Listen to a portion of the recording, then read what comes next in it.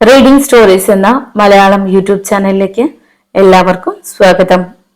നിങ്ങൾ ഇന്ന് കേൾക്കാൻ പോകുന്നത് ഏറ്റുമാനൂർ ശിവകുമാർ എഴുതിയ മാന്ത്രിക നോവലായ ആറാട്ടുകടവ്.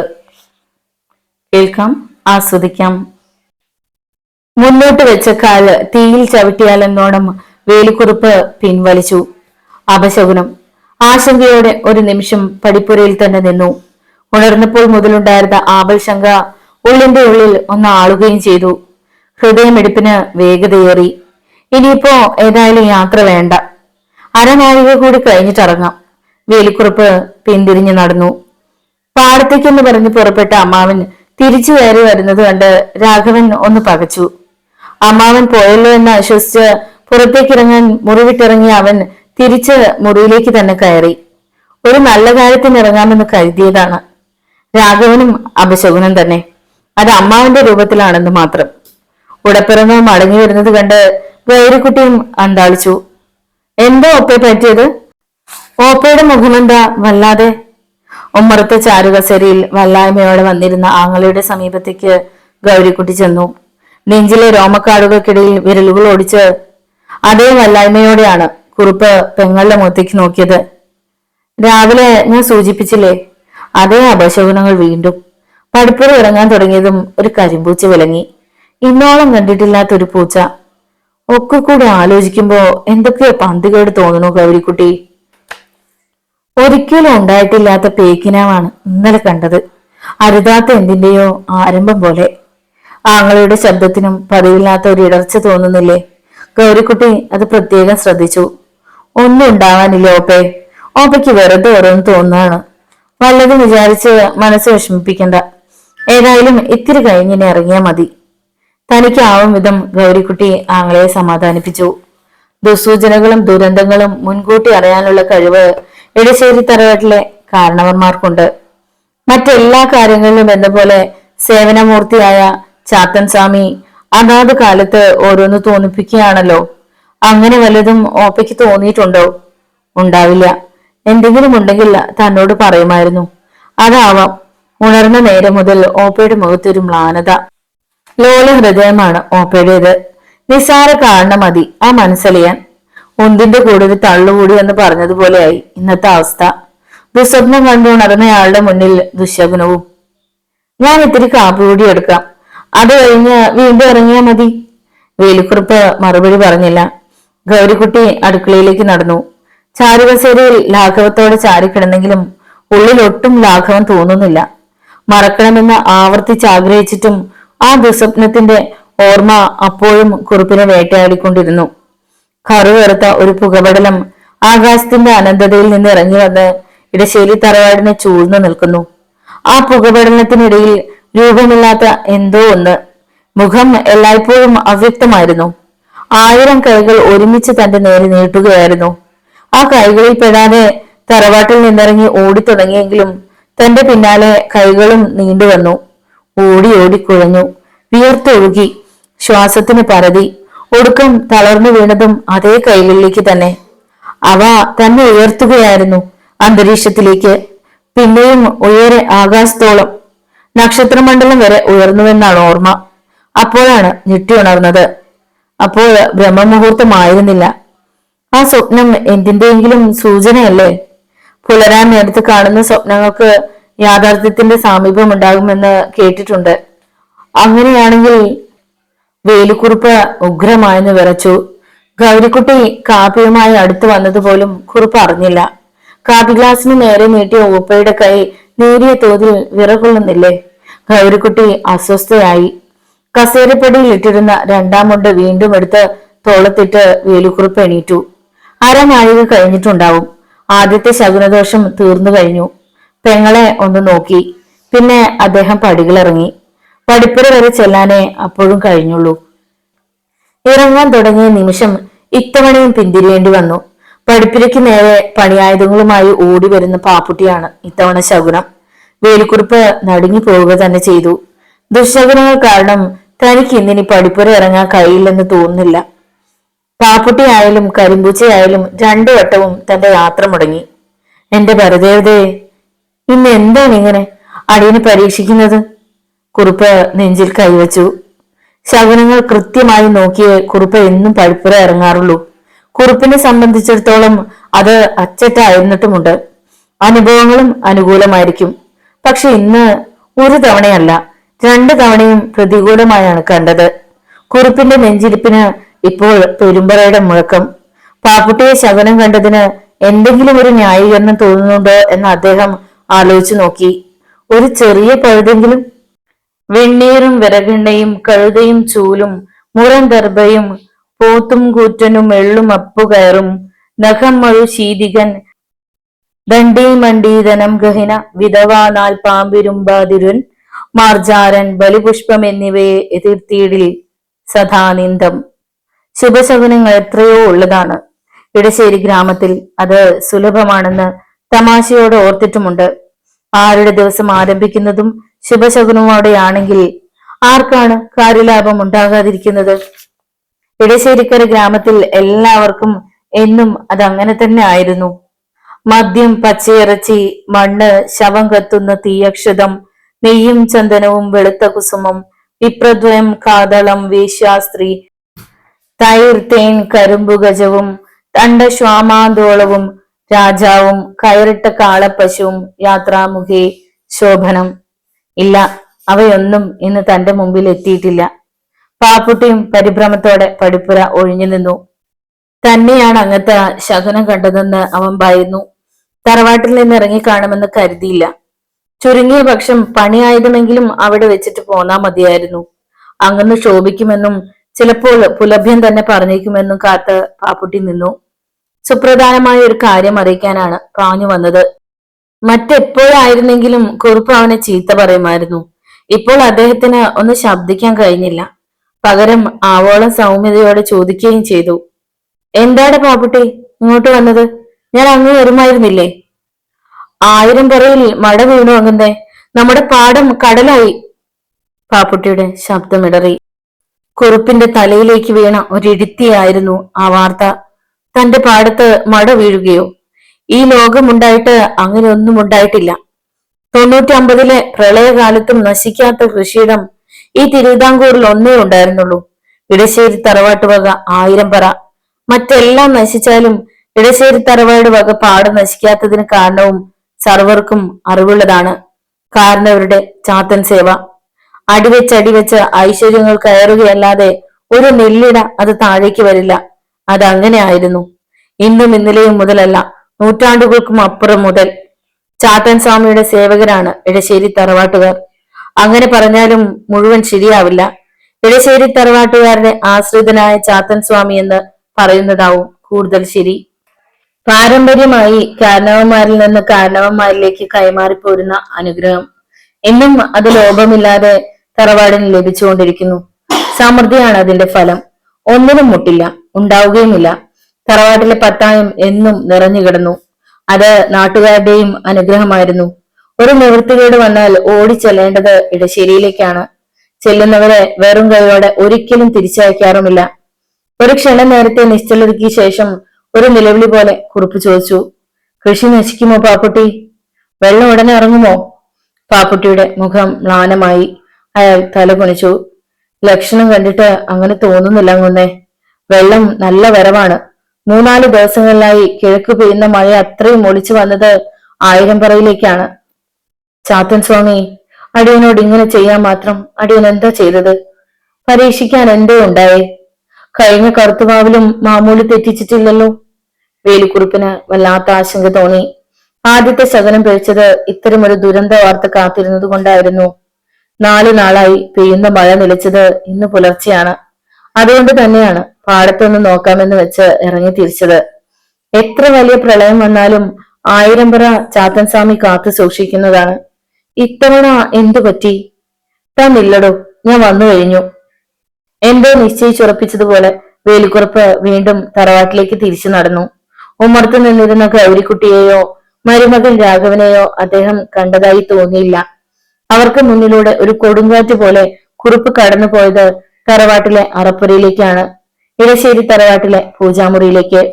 വേലിക്കുറുപ്പ് വലിച്ചു തുറന്ന പൂജാമുറി ഒരു വലിയ ശബ്ദത്തോടെ അടഞ്ഞു. ഗൗരിക്കുട്ടി ഒന്ന് ഞെട്ടി. രാഘവനും. പകൽ നേരത്ത് പൂജാമുറിയിലേക്ക് കാരണവന്മാരാരും കയറാറില്ലെന്ന് ഗൗരിക്കുട്ടി ഒരു നടുക്കത്തോടെ ഓർത്തു. അരുതാത്ത എന്തിന്റെയോ ഒരാരംഭമാണെന്ന് അവർക്കൊരു തോന്നലുണ്ടായി. രാഘവനും എന്തോ ചില സംശയങ്ങൾ. തെക്കേ വളപ്പിലെ വരിക്കപ്ലാവിന്റെ ചില്ലകളിൽ പതിവില്ലാത്ത ഒരു ഇടവിൽക്കം. കാറ്റില്ലാഞ്ഞിട്ടും ശിഖരങ്ങൾ കൊടുങ്കാറ്റിൽ എന്നോണം ഉലയുന്നു. ശബ്ദം കേട്ട് അങ്ങോട്ട് നോക്കിയ ഗൗരിക്കുട്ടി ഒരു വേള ഭയന്നു വിറയ്ക്കുക തന്നെ ചെയ്തു. അവിടെ ഒരു വയസ്സൻ പ്ലാവിന്റെ ശിഖരങ്ങൾക്കിടയിൽ അവർക്കൊന്നേ അങ്ങോട്ട് നോക്കാൻ കഴിഞ്ഞുള്ളൂ. മരശിഖരങ്ങൾക്കിടയിൽ ഒരു വർണ്ണപ്രളയം, സപ്തവർണ്ണങ്ങൾ കൊണ്ട് തീർത്ത പ്രഭാവലയം. ആ പ്രഭാവലയത്തിനു മധ്യത്തിൽ അതെ, ഹനുമാൻ സ്വാമിയുടെ രൂപം. ഗൗരിക്കുട്ടി കണ്ണുകൾ തിരുമ്മി ചിമ്മി അടച്ചു. വീണ്ടും വീണ്ടും പ്ലാവിന്റെ മുകളിലേക്ക് തന്നെ നോക്കി. അമ്മയുടെ ശ്രദ്ധ ആകർഷിച്ച ഭാഗത്തേക്ക് രാഘവനും മിഴികൾ പായിച്ചു. ആ ദൃശ്യം അവനും കണ്ടു. ഹനുമാൻ സ്വാമി പ്രത്യക്ഷപ്പെട്ടിരിക്കുന്നു. ഒരേ ഒരു നിമിഷമേ അവരുടെ നഗ്ന നേത്രങ്ങൾക്ക് മുമ്പിൽ ആ കാഴ്ച വ്യക്തമായുള്ളൂ. അടുത്ത ക്ഷണം രൂപം മറഞ്ഞു. നിറങ്ങൾ അലിഞ്ഞലിഞ്ഞ് തീരും പോലെ അപ്രത്യക്ഷമായി. ഗൗരിക്കുട്ടിയുടെ ഹൃദയം ഉൾക്കടമായി തുടിച്ചു. ചാത്തൻ സ്വാമിക്ക് നിവേദ്യങ്ങൾ അർപ്പിക്കുന്നത് ആ പ്ലാവിൻ ചോട്ടിലാണ്. അതേ മരത്തിൽ ഹനുമാൻ സ്വാമി പ്രത്യക്ഷപ്പെടുക എന്ന് വെച്ചാൽ അതിന്റെ അർത്ഥം ചാത്തൻ സ്വാമിയുടെ ചൈതന്യം അവിടെ നിന്ന് അപ്രത്യക്ഷമായി എന്നാണ്. അങ്ങനെ സംഭവിക്കുമോ ഈശ്വര? രാഘവനും സംശയത്തോടെയാണ് അമ്മയെ നോക്കിയത്. അവൻ പക്ഷെ അമിത പ്രാധാന്യമൊന്നും അതിന് നൽകിയില്ല. അല്ലെങ്കിലും തറവാട്ടിലെ മാന്ത്രിക പാരമ്പര്യങ്ങളിലൊന്നും വലിയ മതിപ്പോ വിശ്വാസമോ രാഘവനില്ല. അമ്മാവൻ പുറത്തേക്കൊന്ന് ഇറങ്ങാൻ കാത്തിരിക്കുകയാണവൻ. എന്നിട്ട് വേണം തനിക്കുമൊന്ന് ചുറ്റാൻ. അടച്ചു പിടിച്ച് പെയ്തുകൊണ്ടിരിക്കുന്ന മഴ കാരണം 4 ദിവസമായി കൂട്ടുകക്ഷികളുമായി സന്ധിച്ചിട്ട്. പടിപ്പുര വരെ പോയിട്ട് അമ്മാവൻ വീണ്ടും മടങ്ങി വന്നിരിക്കുകയാണ്. ഇനി എപ്പോഴാണാവോ ആ നിലവിളിൽ നിന്നൊന്ന് പുറത്തേക്ക് ഇറങ്ങുക? തന്റെ യാത്ര മുടങ്ങിയ അസ്വാസ്ഥ്യവുമായി അവൻ ഉമ്മറത്ത് അങ്ങോട്ടും ഇങ്ങോട്ടും നടന്നു. അമ്മയുടെ പരവേശം അവന് മനസ്സിലായില്ല. നടവാതിൽക്കിൽ തൊഴുകയുമായി നിൽക്കുകയാണ് അമ്മ. പടിപ്പുരയിൽ പാപ്പുട്ടിയുടെ നിഴൽ കണ്ടു. ഓ, ഇവനെ കണ്ടതുകൊണ്ടാണോ അമ്മാവൻ ഓടി പൂജാമുറിയിൽ കയറിയത്? തലപ്പുലയൻ എതിരെ വരുന്നത് ദുശകനമായിരിക്കും. പാടത്തെ എല്ലാ പണിക്കും അവൻ വേണം. അവന്റെ സ്പർശനമേൽക്കാത്ത ഒരൊറ്റ കറ്റയും നെൽമണിയും ഈ തറവാട്ടിൽ ഉണ്ടായിട്ടില്ല. പക്ഷെ അവനെ കണി കാണാൻ കൊള്ളില്ലെന്ന് പറയുന്നതാണ് തനിക്ക് മനസ്സിലാകാത്തത്. രാഘവൻ പടിപ്പുരയിലേക്ക് ഇറങ്ങിച്ചെന്നു. എന്താടാ പാപ്പുട്ടി അവിടെ നിന്ന് പരുങ്ങുന്നത്?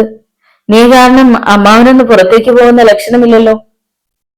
1000 പറയിൽ മട വീണു തമ്പ്ര, അടിയുന്നത് പറയാൻ വന്നതാ. നമ്മുടെ കൃഷി മുഴുവനും പാപ്പുട്ടി പൂർത്തിയാക്കിയില്ല. രാഘവൻ ഒന്ന് ഞെട്ടി. ഇടശ്ശേരിപ്പാടത്ത് അങ്ങനെയൊന്നും ഉണ്ടായതായി കേട്ടിട്ടില്ല. തമാശ പറഞ്ഞു വന്ന അവന്റെ മുഖം മങ്ങി. അമ്മാവന്റെ വെപ്രാളത്തിന്റെ കാരണം ഇപ്പോഴല്ലേ വ്യക്തമായത്. ചാത്തൻ സ്വാമിയോട് പരാതി പറയാനുള്ള കയറ്റമായിരുന്നു പൂജാമുറിയിലേക്ക് അമ്മാവന്റേത്. മട വീണ് പാടം നശിച്ചിട്ടുണ്ടായിരുന്നുവെങ്കിൽ ഇനി തനിക്ക് സ്വൈര്യമുണ്ടാവില്ല. വീണ്ടും പണിയിറക്കേണ്ടി വരും. രാപ്പകൽ ഭേദമില്ലാതെ പാടത്ത് ചെലവഴിക്കേണ്ടി വരും. ചാത്തൻ സ്വാമിയാണ് ഇതിന് പിന്നിലെങ്കിൽ ഇതാണ് ശരിയായ ശിക്ഷ. രാഘവൻ തിരിച്ച് ഉമ്മറത്തേക്ക് തന്നെ കയറി. പൂജാമുറി തുറക്കപ്പെട്ടു. വിയർത്തു കുളിച്ച് പരവശനായി വേലിക്കുറുപ്പ് പുറത്തേക്ക് ഇറങ്ങി വന്നു. ഇത്രയും ക്ഷീണഭാവത്തിൽ ഇന്നോളം താൻ ഓപ്പയെ കണ്ടിട്ടില്ലെന്ന് ഗൗരിക്കുട്ടി ഓർത്തു. ഓപ്പ പുറത്തിറങ്ങിയയുടൻ ഹനുമാൻ സ്വാമിയെ കണ്ട കാര്യം അറിയിക്കാനാണ് അവർ കാത്തുനിന്നത്. പക്ഷെ അദ്ദേഹത്തിന്റെ അപ്പോഴത്തെ പ്രകൃതം കണ്ടപ്പോൾ ഗൗരിക്കുട്ടിയുടെ നാവ് അനങ്ങിയില്ല. കുറുപ്പിന്റെ കാലുകൾ ഇടറുന്നുണ്ടോ? ആ മെഴികളിൽ നേർ പൊടിഞ്ഞിട്ടുണ്ടോ? ഗൗരിക്കുട്ടി, ഒരു തേങ്ങൽ പോലെയാണ് കുറുപ്പ് വിളിച്ചത്. എന്തോ? ഗൗരി വിളി കേട്ടു. എല്ലാം തീർന്നു പെങ്ങളെ. ചാത്തൻ സ്വാമി നമ്മുടെ തറവാടിന് വിട്ടുപോയി.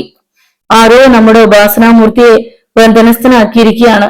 ഇനി ഞാൻ വിളിച്ച മൂർത്തി വരില്ല. എന്റെ സിദ്ധി അടുത്ത തലമുറയ്ക്ക് പകർന്നു കൊടുക്കാനും കാലമായെന്ന് മനസ്സ് പറയുന്നു. ഇനി എനിക്ക് അധികം സമയമില്ല. തലയ്ക്കുള്ളിൽ ഒരു അഗ്നിപർവ്വതം പൊട്ടിയതുപോലെ ഗൗരിക്കുട്ടി സ്തംഭിച്ചു നിൽക്കുകയാണ്. ആദ്യം കാണുന്ന ഒരാളെ നോക്കും പോലെ അവർ സഹോദരനെ അവിശ്വസനീയമായി മിഴിച്ചു നോക്കി. കുറുപ്പിന്റെ മനസ്സിൽ ഇന്നലെ താൻ കണ്ട സ്വപ്നം തെളിഞ്ഞു. പിന്നെ രാവിലെ കണ്ട അപശകുനങ്ങൾ ഒക്കെയും എന്തിന്റെ സൂചനയായിരുന്നുവെന്ന് ഇപ്പോൾ മനസ്സിലാകുന്നു. അജ്ഞാതമായ അവ്യക്തമായ 1000 കൈകൾ തന്നെ അനന്തതയിലേക്ക് ഉയർത്തി കൊണ്ടുപോയത് യാഥാർത്ഥ്യമാകാൻ പോകുന്നു. തന്നെ ജീവിതത്തിൽ നിന്ന് വിളിച്ചു കൊണ്ടുപോകാൻ പോകുന്നതിന്റെ പ്രത്യക്ഷ സൂചന തന്നെയായിരുന്നു ആ സ്വപ്നം. 1000 പറയിൽ മട വീണതും അശുഭലക്ഷണം തന്നെയാണ്. ആരാണ് തങ്ങളുടെ ഉപാസനാമൂർത്തിയെ ബന്ധനസ്ഥനാക്കിയത്? നെറ്റിയിൽ കിനിഞ്ഞ വിയർപ്പുമുത്തുകൾ കണ്ണീരുമായി കലർന്നു. രണ്ടാം മുണ്ടുയർത്തി മുഖം തുടച്ചു. ഒരു നിമിഷാർദ്ധം എന്തോ ആലോചിച്ച് പിന്നെ സഹോദരിയുടെ നേരെ തിരിഞ്ഞു. ഗൗരിക്കുട്ടി, ഞാൻ രാഘവന് മന്ത്രം ഉപദേശിച്ചു കൊടുക്കാൻ പോകുന്നു. അവനെവിടെ? വിളിക്കൂ. ഓപ്പേ! ഒരു നിലവിളി തന്നെയായിരുന്നു അത്. മാന്ത്രിക പാരമ്പര്യം കൈമാറുക എന്ന് വെച്ചാൽ ഓപ്പ മരിക്കുക എന്നാണ് അർത്ഥം. ഒരു സമയത്ത് തറവാട്ടിൽ ഒരു മാന്ത്രികനെ ഉണ്ടാകൂ എന്നത് എന്നും അനുവർത്തിച്ചു പോരുന്ന നിയമമോ നിയോഗമോ ആണ്. കാരണവർ തന്റെ അടുത്ത തലമുറയ്ക്ക് മന്ത്രം പകരുന്ന നിമിഷം വൃതനാകും. ഇതിനു മുമ്പ് അങ്ങനെയായിരുന്നു, ഇനിയും അങ്ങനെ തന്നെ ആയിരിക്കുകയും ചെയ്യും. കാലമായെന്ന് തോന്നലുണ്ടായാൽ പിന്നീട് ഒരു നിമിഷം അത് വൈകിച്ചുകൂടാ. ഓപ്പയ്ക്ക് അങ്ങനെ തോന്നുന്നു എന്നല്ലേ താൻ കേട്ടത്? ഗൗരിക്കുട്ടിയുടെ ഇരു കവലുകളിലൂടെയും കണ്ണീരൊഴുകി. മകന്റെ നേരെ ആർദ്രമായി അവരൊന്ന് നോക്കി. അവൻ അമ്മാവനെ അനുസരിക്കുമോ? പുതിയ കാലത്തിന്റെ സന്തതിയായാണ് അവന്റെ നീക്കങ്ങൾ. വിശ്വാസം തന്നെ കമ്മിയാണ്. പരസ്യമായി ഒന്ന് ധിക്കരിച്ച് കണ്ടില്ലെന്ന് മാത്രം. ബ്രഹ്മചാരിയായി ജീവിതകാലം മുഴുവൻ പുലരാനും വിധിയാവണ്ണം ഉപാസനാമൂർത്തിയെ സേവിക്കാനും അവന് കഴിയുമോ? ചാത്തൻ സ്വാമി ക്ഷിപ്രസാദിയാണ്, അതുപോലെ തന്നെ ക്ഷിപ്രകോപിയും. വൈരാഗ്യം തോന്നിയാൽ ശേഷം എന്താകുമെന്ന് ചിന്തിക്കാൻ തന്നെ പ്രയാസം. അതുപോലെ അതിരുകളില്ലാതെ അനുഗ്രഹിക്കുന്ന മൂർത്തിയുമാണ്. രാഘവ, വെക്കം ചെന്ന് ഒഴുക്കുനീറ്റിൽ 101 മുങ്ങി ഈറനോടെ പൂജാമുറിയിലേക്ക് വാ. ഞാൻ നിനക്ക് മന്ത്രം ഉപദേശിക്കാൻ പോവുകയാണ്. ഓരോരോ ആലോചനയിലേക്ക് വഴുതി വീണുപോയ ഗൗരിക്കുട്ടി ഓപ്പയുടെ ശബ്ദം കേട്ട് നടുങ്ങി. രാഘവൻ അമ്മാവനെയും അമ്മയെയും മാറി മാറി നോക്കി. എതിരൊന്നും പറയരുതെന്ന് അമ്മയുടെ കണ്ണുകൾ യാചിക്കുകയാണെന്ന് രാഘവൻ അറിഞ്ഞു. അമ്പരപ്പിന്റെ നടുക്കവുമായി നിൽക്കുകയായിരുന്നു അവൻ.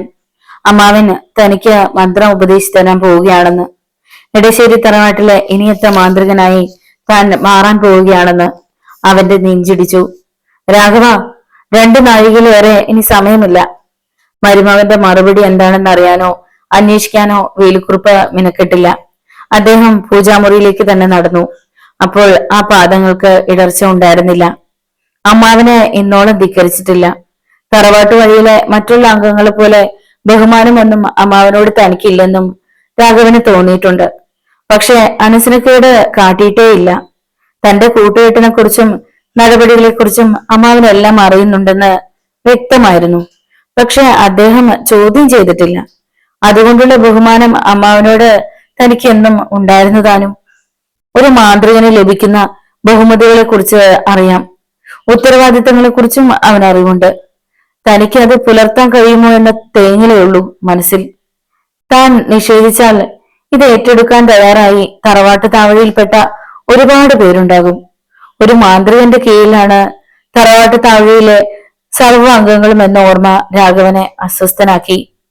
മാന്ത്രികനാകുന്ന ആൾ ഈ തറവാട്ടിൽ തന്നെ സ്ഥിരമാക്കുകയും വേണം. ഇത്രയും കാലം താൻ പാർത്ത ഇവിടെ മറ്റൊരാൾ കാരണവരായി വരുന്നതിനെ കുറിച്ച് ചിന്തിക്കാനേ കഴിയുന്നില്ല. അങ്ങനെയായാൽ അമ്മയും താനും എവിടെ നിന്ന് ഇറങ്ങുകയാണെന്ന് അർത്ഥം. അത് സംഭവിച്ചുകൂടാ. അമ്മാവനെ അനുസരിച്ചാൽ ഉണ്ടാകുന്ന ഗുണങ്ങളെക്കുറിച്ചും ഇല്ലെങ്കിൽ ഉണ്ടാകുന്ന ഭവിഷ്യത്തുകളെ കുറിച്ചും മിന്നൽ പിണറിന്റെ വേഗതയിൽ രാഘവന്റെ മനസ്സിലൂടെ കൂട്ടലും കിഴിക്കലും നടന്നു. വേലിക്കുറുപ്പ് പൂജാമുറിയിൽ വിളക്കുകൾ കൊളുത്തി തുടങ്ങിയിരുന്നു. തന്നിൽ തന്നെ മീനട്ട് അമ്മ പ്രതീക്ഷയോടെ നിൽക്കുകയാണ്. ഒരു നിമിഷം അമ്മയെ തന്നെ നോക്കി. പിന്നെ ധൃതിയിൽ രാഘവൻ പുറത്തേക്ക് ഇറങ്ങി നടന്നു. ഒഴുക്കുനീറ്റിൽ 101 വട്ടം മുങ്ങി. ഈറനോടെ ഇടം വലം നോക്കാതെ രാഘവൻ ഇടശ്ശേരി തറവാട്ടിലെ പൂജാമുറിക്ക് മുന്നിലേക്ക് ചെന്നു. കയറി വന്നോളൂ രാഘവ, ആ നിലവിളക്കിന് മുന്നിലുള്ള ആവണിപ്പലകയിൽ ഇരുന്നോളൂ. പൂജാമുറിയിലേക്ക് കാലെടുത്തു കുത്തിയ നിമിഷം രാഘവന്റെ ശരീരം കുളിരുകോരി. ഉള്ളംകാലിൽ നിന്ന് ഉച്ചി വരെ ഒരു തരിപ്പ് പടർന്നു കയറി. ഇത്തരമൊരു ഘട്ടത്തിലല്ലാതെ മാതൃകനല്ലാത്ത തറവാട്ടിലെ മറ്റൊരംഗത്തിന് പൂജാമുറിയിൽ കാലുകുത്താൻ അനുവാദമില്ല. ഒരാൾക്ക് ഇതിന് അവകാശമുള്ളൂ, അയാൾക്ക് അതിന് യോഗമുള്ളൂ. രാഘവൻ അമ്മാവനെ അനുസരിച്ചു. ആവണിപ്പലകയിലിരുന്ന് അവൻ ആദ്യം കാണുന്ന ചേലിൽ അമ്മാവനെ നോക്കി.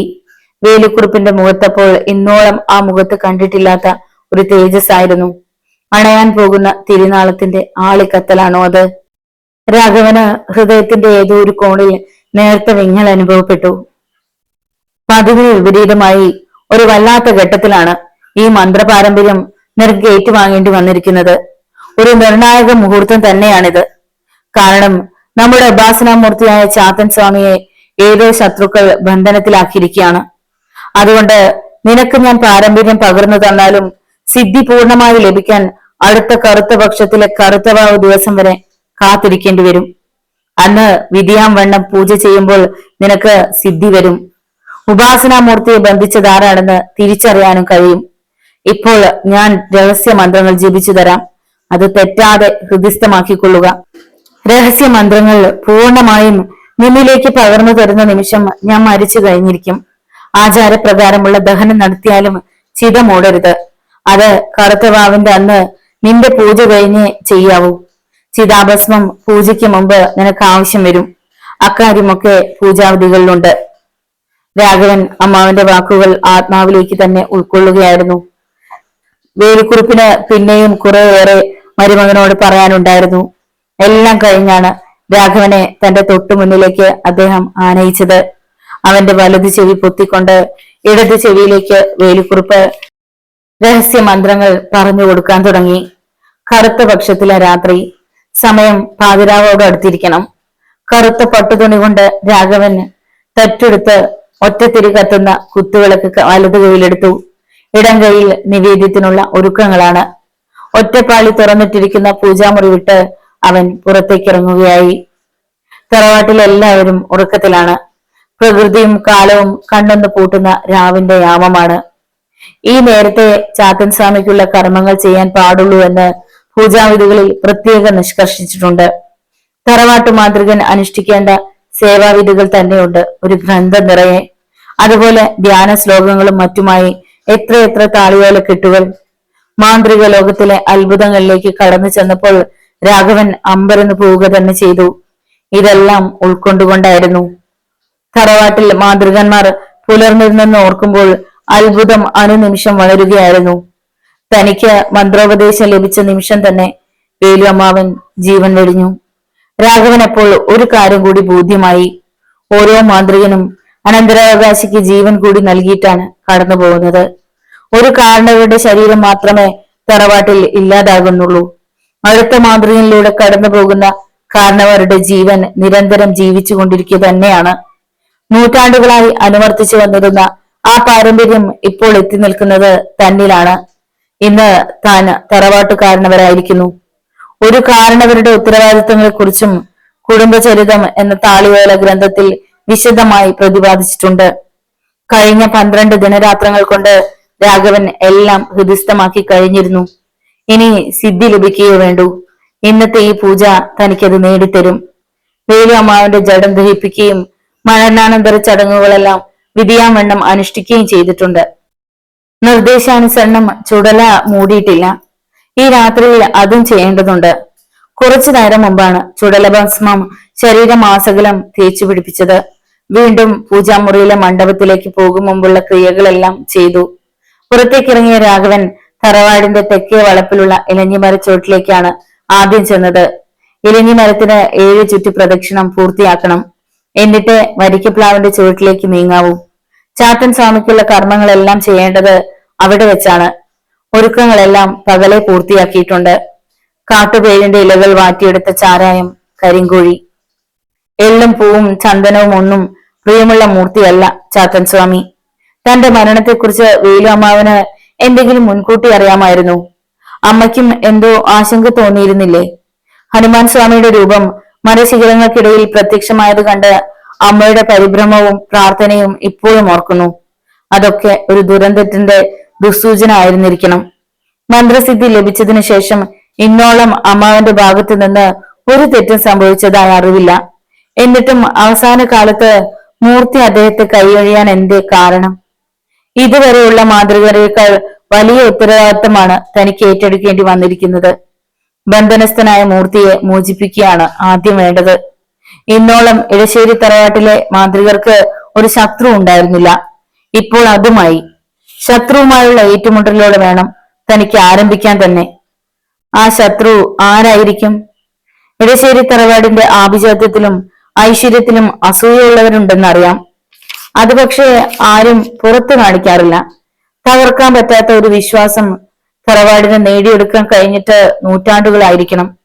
ഇടശ്ശേരി തറവാടിനോളം തന്നെ പഴക്കമുള്ള മറ്റു തറവാടുകളും ഉണ്ടെങ്കിലും അവർക്ക് ആർക്കും ഇതുവരെ തങ്ങളുടെ ഒപ്പമെത്താൻ കഴിഞ്ഞിട്ടില്ല.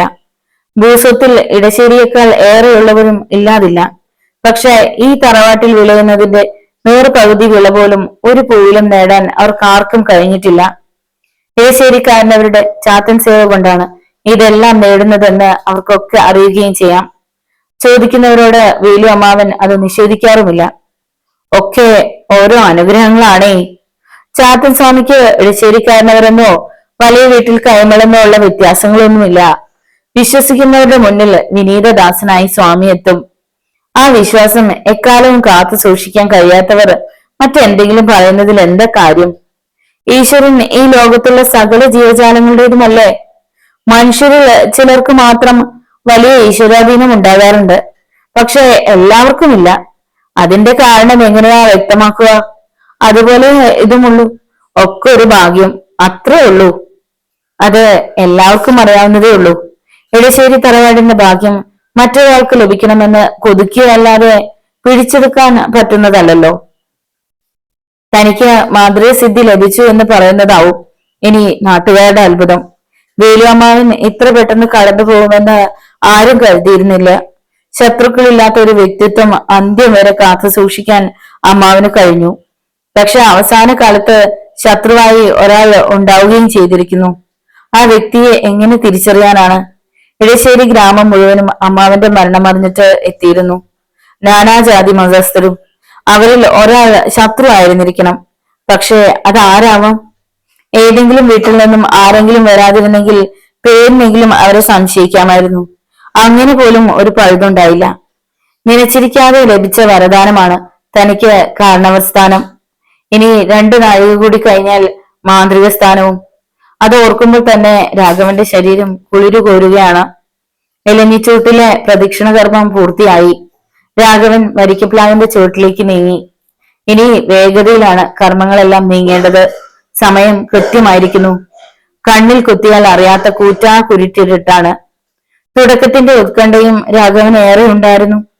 തറവാടിന്റെ ഉപാസനാമൂർത്തിയാണെങ്കിലും രാഘവൻ ഇന്നോളം ചാത്തൻ സ്വാമിയെ നേരിട്ട് കണ്ടിട്ടില്ല. കാരണവന്മാർക്ക് ഉപാസനാമൂർത്തിയെ പ്രത്യക്ഷത്തിൽ കാണാനും നേരിട്ട് ആശയവിനിമയം നടത്താനും സാധിക്കുമത്രേ. ഇത്രയും കാലം താൻ അതൊന്നും ശ്രദ്ധിച്ചിരുന്നതേ ഇല്ലെന്നുള്ളതാണ് വാസ്തവം. പക്ഷെ വേലു അമ്മാവൻ മരിച്ച നിമിഷം മുതൽ തനിക്കും അതൊക്കെ സാധിക്കണമെന്ന് തോന്നിത്തുടങ്ങി. ആ നിമിഷത്തിലേക്കിനി മണിക്കൂറുകളുടെ കാത്തിരിപ്പ് പോലും വേണ്ട. പ്ലാവിഞ്ചോട് അടുക്കുന്തോറും രാഘവന്റെ ഹൃദയം ദ്രുതഗതിയിൽ തുടിക്കാൻ തുടങ്ങി. ഉരുവിട്ട് പഠിച്ച മന്ത്രങ്ങൾ വീണ്ടും വീണ്ടും മനസ്സിൽ ആവർത്തിച്ച് ധൈര്യം സംഭരിച്ചു. തെല്ലും ഭയപ്പെടേണ്ട കാര്യമില്ല. വിധിയാവണ്ണം കർമ്മങ്ങൾ ചെയ്താൽ ചാത്തൻ സ്വാമി വിളുപ്പുറത്തെത്തും. ആശ്രയിക്കുന്നവരുടെ മുന്നിൽ ആശ്രിതനെ പോലെ നിൽക്കുന്നവനാണ് ചാത്തൻ സ്വാമി. പിണങ്ങിയാൽ ശത്രുവിന്റെ പിണം കാണാതെ പിന്മാറ്റം ഉണ്ടാകാത്തവനും. കൂരിരുട്ടിൽ ഒരു ചിറകടി. രാഘവനൊന്ന് നടുങ്ങി. ആൾത്തരയ്ക്ക് താഴെ നിന്നായിരുന്നു അത്. പൊടുന്നനെ ബോധോദയമുണ്ടായി. ശബ്ദം തിരിച്ചറിയുകയും ചെയ്തു. കരിങ്കോഴി, ചാത്തൻ സ്വാമിക്കുള്ള ബലിപക്ഷി. പകലേ മുതൽ അവൻ ബന്ധനത്തിൽ തന്നെ കിടക്കുകയായിരുന്നല്ലോ. അവന്റെയും മോചന മുഹൂർത്തം അടുത്തിരിക്കുന്നു. പ്ലാവിൻ ചൂടിന് ഒരു ചുറ്റുപ്രദക്ഷിണം വെച്ചു. രാഘവന്റെ മനസ്സ് ഏകാഗ്രമായി. അവൻ ആ പ്ലാവിന്റെ തറയിലേക്ക് വലതുകാൽ കുത്തി. അപ്പോഴും ശരീരമാസകലം ഒന്ന് കോരിത്തരിച്ചു. തനിക്ക് മുൻപേ തന്റെ എത്രയോ കാരണന്മാർ കയറിയ തറയിലേക്കാണ് താൻ ആദ്യമായി കാൽ ചവിട്ടിയത്. എന്റെ പിതാമഹന്മാരെ, തറവാട്ടു കാരണവന്മാരെ കാത്തുകൊള്ളണമേ. ഗുരുകാരണവ സ്മൃതികൾ കൊണ്ട് രാഘവന്റെ ഹൃദയം ഒരു താമരമൊട്ടായി കൂമ്പി. മനസ്സുകൊണ്ട് അവർക്ക് മുന്നിൽ സാഷ്ടാംഗം പ്രണമിച്ചു. അവന്റെ പ്രണാമം സ്വീകരിച്ച മട്ടിൽ ഇടശ്ശേരി തറവാട്ടു വളപ്പിൽ അപ്പോൾ ഒരു ചെല്ലക്കാറ്റ് വിരുന്നു വന്നു. മണ്ഡപത്തിൽ നേരത്തെ ഒരുക്കി വെച്ചിരുന്ന ഒറ്റപ്പന്തത്തിലേക്ക് രാഘവൻ ദീപം പകർന്നു. കൂരിരുട്ടിൽ ഇത്തിരി വെട്ടം പകരാനേ ആ പന്തത്തിന്റെ ജ്വാലയ്ക്കും കഴിഞ്ഞുള്ളൂ. പത്മാസനമിട്ട് രാഘവൻ വെറും തറയിലിരുന്നു. കാണാതെ പഠിച്ച മന്ത്രശ്ലോകങ്ങൾ അണമുറിയാത്ത ഒരരുവിയായി അവന്റെ നാവിൻ തുമ്പിൽ നിന്ന് ഉറവെടുക്കാൻ തുടങ്ങി. എണ്ണം പൂർത്തിയാക്കേണ്ട മന്ത്രങ്ങൾ വളരെ വേഗം ഉരുവിട്ടുകൊണ്ടിരുന്നു. കർമ്മങ്ങളുടെ ഓരോ ഘട്ടങ്ങളും പൂർത്തിയാക്കി. ശംഖ് തല കമഴ്ത്തി സ്ഥാപിച്ചു. നിവേദ്യ വസ്തുക്കൾ അടുപ്പിച്ചു. ഏറ്റവും ഒടുവിലായാണ് കരിങ്കോഴിയെ ബലി കഴിക്കേണ്ടത്. ആദ്യം കൊളുത്തിയ പന്തത്തിന്റെ ഇടവും വലവും ഓരോ പന്തങ്ങൾ കൂടി കൊളുത്തി. സേവാമണ്ഡപം ചുവന്ന വെളിച്ചത്തിൽ ശോഭിതമായി. മൂർത്തി സാന്നിധ്യം അറിഞ്ഞു തുടങ്ങുമ്പോഴേ ബലിക്ക് ഒരുങ്ങാവൂ എന്ന് പ്രത്യേക നിർദ്ദേശമുണ്ട്. കണ്ണും കാതും മനസ്സും മലർക്കെ തുറന്ന് രാഘവൻ ആ സാന്നിധ്യ മുഹൂർത്തത്തിലേക്ക് ജാഗരൂകനായി. വരിക്കപ്ലാവിന്റെ ശിഖരങ്ങൾക്ക് ഒരിടയിളക്കം. നിറഞ്ഞ പാതിരാവിന്റെ നിതാന്ത നിശബ്ദതയിലും ചുഴലിക്കാറ്റടിച്ചാൽ എന്നോണം പ്ലാവിന്റെ ശിഖരങ്ങൾ അടുത്ത ക്ഷണം മുതൽ ഇളകിയാടാൻ തുടങ്ങി. ഉപാസകനെ പരീക്ഷിക്കാനുള്ള മൂർത്തിയുടെ ചെയ്തികളാണ് ഇവ. രാഘവന്റെ ഇടതുകൈ കരിങ്കോഴിയുടെ കഴുത്ത് തേടിച്ചെന്നു. സാന്നിധ്യം വ്യക്തമായി ബോധ്യപ്പെടുന്ന നേരത്തെ രക്തം തറയിൽ വീഴാവൂ എന്നാണ് നിഷ്കർഷിച്ചിട്ടുള്ളത്. രാഘവന്റെ ചുണ്ടിൽ മന്ത്രങ്ങൾ ഉദാത്തത്തിൽ നിന്ന് അനുദാത്തത്തിലേക്കും പിന്നെ അത് ത്വരിതത്തിലേക്കും പ്രവേശിച്ചു. കാറ്റിന്റെ ചൂളം വിളിക്ക്, കടലിരമ്പിന്റെ മൂളക്കം. പക്ഷെ മൂർത്തി സാന്നിധ്യം എവിടെ? താനത് തിരിച്ചറിയാത്തത് എന്തേ? രാഘവന്റെ കണ്ണുകൾ വിഹുലതയോടെ ചുറ്റും പരതി. നോവലിന്റെ തുടർന്നുള്ള ഭാഗങ്ങൾ കേൾക്കാൻ വേണ്ടി ചാനൽ സബ്സ്ക്രൈബ് ചെയ്യുക. നിങ്ങളുടെ വിലയേറിയ അഭിപ്രായങ്ങളും നിർദ്ദേശങ്ങളും കമന്റ് ബോക്സിൽ രേഖപ്പെടുത്തുക. വീഡിയോ ഇഷ്ടമായാൽ ഒന്ന് ലൈക്ക് ചെയ്ത് മറ്റു സുഹൃത്തുക്കൾ കൂടി ഷെയർ ചെയ്ത് നൽകുക. നന്ദി.